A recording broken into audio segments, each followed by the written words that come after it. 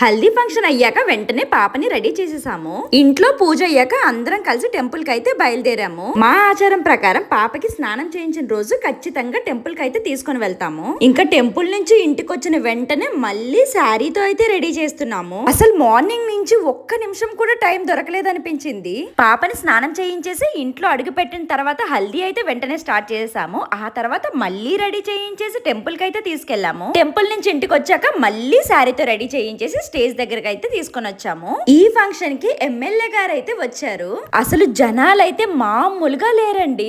Dancers ని తీసుకొచ్చారు కానీ మాకైతే అంతేం నచ్చలేదు. మేమే మంచిగా డాన్స్ చేసి ఎంజాయ్ చేసుకున్నాము. స్టార్టింగ్ స్టేజ్ ఎక్కి డాన్స్ చేయాలంటే కొంచెం మొహమాటంగా ఉంటది. వన్స్ ఎంటర్ అయ్యామంటే ఎవ్వరు ఆపినా కూడా ఆగం కదా. ఈ ఫంక్షన్ లో మాత్రం ఫుల్ గా డాన్సులు చేసి భలేగా ఎంజాయ్ చేసాము. అండ్ ఫుడ్ కూడా సూపర్ గా ఉంది. టిఫిన్ కానీ లంచ్ కానీ. నెక్స్ట్ వీడియోలో మాత్రం మీకు ఒక పెద్ద షాకింగ్ న్యూస్ అండ్ అలాగే సర్ప్రైజ్ కూడా ఉండబోతుంది. అదేంటో గెస్ చేయండి. ఇంకా ఫైనల్ గా ఫ్యామిలీ ఫోటో అయితే దిగేస్తున్నాము.